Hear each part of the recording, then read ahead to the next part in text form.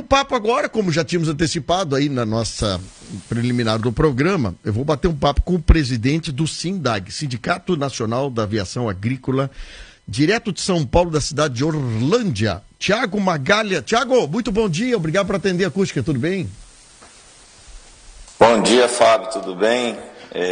Prazer imenso estar aqui com os ouvintes da Acústica FM aí de Camaquã. Não só ouvintes, né, mas também quem está acompanhando aí no YouTube e Facebook. Né? Hoje a rádio está multicanais. Né? Nós aqui temos uma ação, há muitos anos a gente trabalha em vídeo, Tiago, e acaba sendo uma boa, assim, a gente faz as entrevistas tudo em vídeo justamente para potencializar a entrevista, outras pessoas de fora ouvem a entrevista depois, no final do expediente ou fora do expediente, né? E aqui nós temos um grande amigo de vocês, que é o nosso amigo colega Alex Soares, que trabalha no Conexão Rural, que promove um belíssimo programa e vai receber um dos prêmios de São Paulo, aí, de uns programas que mais efeitos tem, mais impacto tem na agricultura, pecuária e daí para frente. Então é muito legal a gente estar junto com vocês.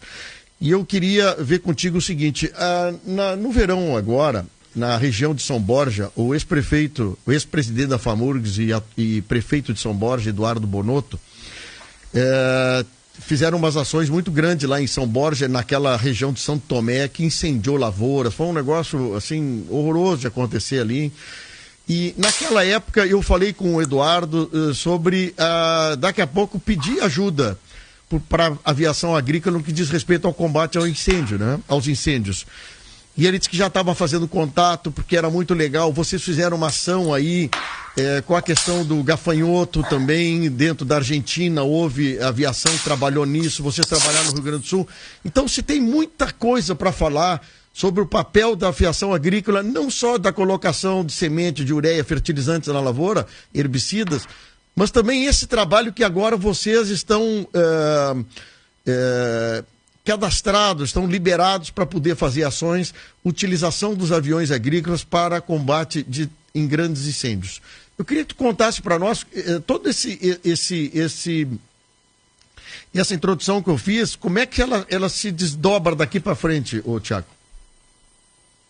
Bom, a aviação agrícola ela está focada em dois pilares hoje, né? Um na segurança alimentar e o outro na proteção do meio ambiente. Quando se fala em incêndios, né, a gente entra no pilar da proteção do meio ambiente. O Brasil ainda é uma criança engatinhando na utilização de aeronaves. Nós temos outros países, Espanha, Estados Unidos, Portugal, Chile, Argentina, que já estão há muito tempo utilizando a aviação agrícola de uma forma mais profissional e com maiores volumes de contratações e utilização efetivamente da ferramenta. Mas o Brasil caminha a passos largos, né? Nós já temos uma frota, né, de aeronaves no país, é a segunda maior frota do mundo. Qual é o tamanho, né, da frota, Tiago? Hoje nós estamos próximos de 2.400 aeronaves no país. E todas essas aeronaves, no período seco do ano, a maioria delas estão paradas, né? Porque é o entre-safra nosso, né? É naquele momento que acaba a safra agrícola e inicia a seca. E é onde acontecem os incêndios. Então nós podemos otimizar a utilização dessas aeronaves no tempo mais seco do ano para prevenir incêndios. E quando eu falo prevenir, não é utilizar a aeronave naquele momento em que o fogo já tomou conta de tudo. Prevenir é você estar com a aeronave posta, né? Porque todo incêndio, quando começa, com um copo de água você consegue apagar.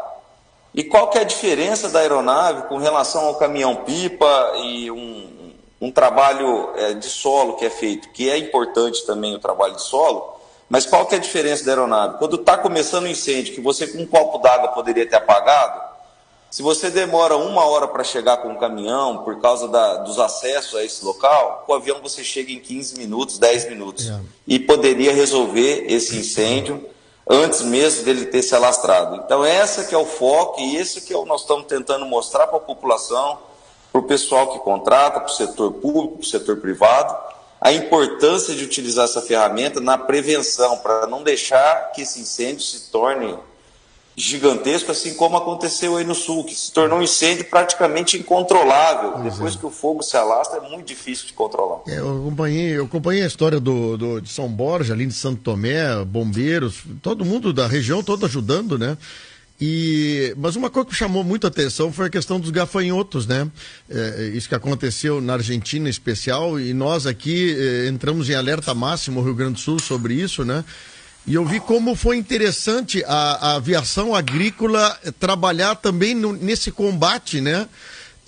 Quer dizer, que bem isso que tu falasse, existe a aviação agrícola com uma finalidade, mas ela pode se desdobrar em outras finalidades, porque, como tu disseste, 2.400 aeronaves no Brasil inteiro, tem as safras em momentos diferentes, entre safras diferentes, quer dizer, há posições de que daqui a pouquinho os aeronaves podem ser utilizados para eventos como esse. E como é que fica essa relação agora, Tiago Magalha? Foi feita uma liberação? Como é que foi introduzido a utilização das aeronaves em combate a incêndio? Está havendo um incêndio? Como se aciona esse processo, esse trabalho? Essa que é a grande dúvida de todo mundo, né? Você tem duas maneiras. Para você acionar uma aeronave, primeiramente, eu acredito que isso vai se espalhar pelo país. Já temos modelos de sindicatos rurais em Goiás, sindicatos rurais aqui em São Paulo, que eles se organizam antecipadamente, juntam um grupo de fazendeiros, né? Esse grupo de fazendeiros vai até a empresa aeroagrícola mais próxima da região, fala: olha, vamos montar uma brigada de incêndio, vamos nos organizar. O fazendeiro X, o fazendeiro Y tem um caminhão-pipa, nós vamos juntar esses caminhões-pipas, vamos colocar um funcionário de cada fazenda em ponto estratégico aí para monitorar o incêndio quando for começar, junta com a aviação agrícola. Olha, vamos organizar, vamos treinar o pessoal e vamos deixar um piloto seu de plantidão aí nesse período seco para a gente poder atuar com mais rapidez. E aí toda essa organização que nasce da união de vários agricultores da região começa a surgir efeito. E isso que é importante, né? Essa organização prévia, né? O que nós não podemos deixar é sair correndo atrás de onde contratar, o que fazer depois que já está pegando fogo em tudo, né? Então, desde o acero que deve ser feito na beira das rodovias, onde mais que inicia o incêndio, posicionamento de caminhão-pipa para primeiro combate, treinamento de brigada de incêndio e utilização de aeronaves. Eu acho que os fazendeiros se organizando conseguem fazer isso de uma forma bem eficaz. Sabe que aqui no Rio Grande do Sul, eu estive viajando agora para Restinga Seca, viajei lá para o lado de Jaguarão, aqui na nossa região de Guaíba, Barra do Ribeiro, Sertão Santana. Existe, por exemplo, não só a questão da vegetação rasteira, mas existe grandes plantações de eucaliptos, acácia, essas outras coisas, né? Que, como tu disseste, isso aí, numa época de seca, toda a palha que tem embaixo de um viveiro desses é potencial combustível, né? E eu vou passar essa entrevista nossa, Tiago, pro presidente da FAMURS, o atual presidente da FAMURS, que é prefeito de Restinga Seca, e vou mandar também pro ex-presidente, que é o de São Borja, que estava com aquele problema que eu falei da seca, incêndio na região dele. Porque isso aí, daqui a pouco, a própria FAMURS pode começar a orientar prefeitos para que se montem regionalmente, como tu disseste, achei boa ideia, né? As defesas civis de cada município, quando tem as suas reuniões, essas coisas, e preparando essas estruturas, porque tu nunca sabe, por exemplo, acontece um fato, a quem procurar, como acionar, né? Como é uma coisa relativamente nova para todos nós, é importante que haja, pelo menos, uma interação, uma forma de saber como tomar decisão ou a quem chamar em casos como esse, né? Isso é o que acontece até com os bombeiros, né? Eles estão ali, eles treinam, eles fazem reciclagens, eles estão no corpo de bombeiros, às vezes passam meses sem ser acionado, mas quando acionam eles estão de prontidão e pronto para atender, né? Você precisa estar em alerta, né? Principalmente nesse período seco, que não é tão extenso assim. Às vezes você, com 2 ou 3 meses de uma atenção um pouco maior, você evita uma catástrofe, né? E eu falo catástrofe porque o incêndio não escolhe onde vai. Muitas vezes você queima sede, queima animais. nas próprias matas nossas, quantos animais silvestres não são perdidos ali naqueles incêndios que poderiam ter sido controlados, às vezes com a utilização da aeronave, às vezes com uma organização um pouco de solo e de aceros, né? Então essa organização tem que ser prévia. Nós temos que ter a consciência de controle do fogo previamente, e a aviação agrícola ela entra como uma ferramenta muito eficaz e rápida para solucionar já os primeiros focos de incêndio. O avião ele tem os seus tanques, cada tamanho de aeronave tem uma quantidade de espaço dos seus tanques de pulverização. Hoje varia uma aeronave de quantos litros, ou qual é o peso que pode botar em água ou espumas, coisas para utilizar em incêndio, hein? Como é que funciona hoje? Hoje as aeronaves, a média das aeronaves ali começa com 700 litros e tem aeronaves até com 3.000 litros de capacidade. Sim. Né? A grande maioria que é utilizada no incêndio hoje no Brasil são aeronaves de 1.800 litros, né? Que é uma média ali desse número, e tem em grande escala no país esse tipo de aeronave. Sim. Né? Então, mas para vegetação rasteira, para primeiro combate, às vezes uma aeronave com uma capacidade um pouco menor, para incêndios de grande montidão, grande proporção, em matas fechadas, em grandes florestas, talvez uma aeronave um pouco maior. Isso tudo tem que ser organizado previamente. O próprio bombeiro, na região, a própria coordenação da Defesa Civil, eles já têm um histórico do modelo de incêndio que acontece na região, onde mais acontecem incêndios. Isso pode ser utilizado para prevenção. E as aeronaves, eu sempre falo, a necessidade de estar de prontidão é muito grande. Porque ela vai lá, às vezes com um tanque de 1.000 litros, ela poderia ter extinguido o incêndio, que depois com 10, 20, 30 tanques não vai apagar. Tu sabe que no Uruguai, ali nessa rodovia que liga Chuí a Punta del Este, ali em São Miguel, é uma região onde tem muitos parques nacionais de grandes matos, né, eucaliptos e principalmente mais. E, inclusive, na própria rodovia foi feita uma ampliação da rodovia como se fosse uma pista de avião, e ela é utilizada em tragédias, assim como acontece, não sei, a cada 5, 8, 10 anos acontece alguma coisa ali naquela região. Eles utilizam a BR lá para pouso e decolagem de aeronaves, justamente com os tanques ali à disposição, funciona muito mais rápido ao lado desses grandes matos, né?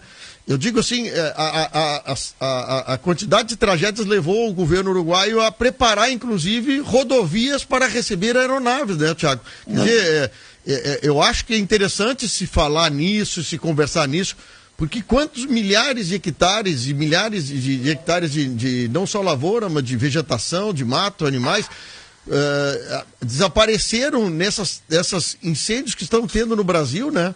Quer dizer, tem que ter um trabalho de perseverança e de antecipação de fatos como esse, né? Com certeza, o planejamento é fundamental, como você disse, precisa de pista de pouso para o avião, e quanto mais próximo à pista de pouso do incêndio, maior a eficiência do trabalho dele, mais cargas ele consegue jogar em uma hora de voo. Então, essa questão de você se antecipar, se organizar, falar assim, nós vamos acionar o avião de tal forma, a pista ser usada na região é essa e essa, classifica as pistas, deixa organizado. O suporte de água para levar nessa pista vai ser dado por tal fazendeiro, por tal prefeitura, por tal indústria. E você deixa isso organizado, mas precisa sim ser muito bem organizado e antecipadamente, né? Eu acho que tem muitas coisas aí que pode ser trabalhado, né? Nós agora estávamos falando com o prefeito de Barra do Ribeiro, e ali é uma região que recebe muitos veleiros de toda a Lagoa dos Patos, ele está melhorando. Eu digo, a aviação agrícola, até no que diz respeito a resgate de pessoas dentro da lagoa, que é uma maravilha que nós temos. Quer dizer, ela pode ser utilizada, esse tipo de aeronave, para muitas coisas, né, Thiago? Em socorro a pessoas desaparecidas em lagoa ou mar, quer dizer, tiro curto, né? Pode ser feito nisso e com muito mais rapidez, né? Que às vezes tu deslocar um helicóptero da polícia, da brigada, dos bombeiros, às vezes por um evento desses, tu acaba, cada minuto perdido é um minuto que tu podia salvar uma pessoa, né? Sim, em grandes parques florestais no Brasil já é utilizada a mesma aeronave que está no prontidão para combate a incêndios, ela é utilizada para monitoramento do parque, né? Então acaba fazendo sobrevoos no parque para identificar se está tendo algum problema, se está em pessoas que estão entrando e podem causar algum problema, inclusive com o início de incêndio, pequenos focos que podem começar. Então, essa parte de monitoramento também é utilizada aeronaves agrícolas para que tenha eficiência também, tanto no combate quanto na proteção. E quando eu falo de proteção, alguns casos são interessantes, não é só apagar um incêndio, né? Nós já tivemos casos de fazer acero molhado para que os bichos silvestres conseguissem chegar no lago dentro de um incêndio grande. Então você vai fazendo um caminho molhado para que aqueles bichos silvestres caminhem por aquele trajeto e cheguem até uma represa para se protegerem. Nós já tivemos casos das aeronaves ficar jogando água em cima de ônibus de trabalhadores rurais, porque o fogo acabou cercando e ia queimar aquele ônibus e salvar ali 30, 40 pessoas que estavam dentro do ônibus. Então tem muita importância o trabalho e dá para se fazer um bom trabalho. Tu sabe que eu tive uma oportunidade aí uns 10 anos atrás, não, mais de 10 anos, 15 anos atrás, no interior de São Paulo, cruzar entre uma região ali perto de Americana, aonde na época estavam queimando cana para poder colher a cana. É um negócio, eu vejo assim como nós somos até pré-histórico nesse negócio de queimar cana para poder tirar palha, para poder colher. E nós passamos, eu e um amigo, passamos assim, olha, uns 50, 70 metros ou mais de distância das lavouras que estavam queimando dos dois lados da pista. O calor era infernal, assim, uma coisa... Dentro do carro, parecia um forno naquilo. Eu fico imaginando que tragédias como essa, tu como disseste, né? Preparar caminhos, de liberar caminhos, onde possa circular, fugir animais, sair pessoas, quer dizer... São coisas que vocês devem viver isso todo ano em alguns casos, né, Tiago?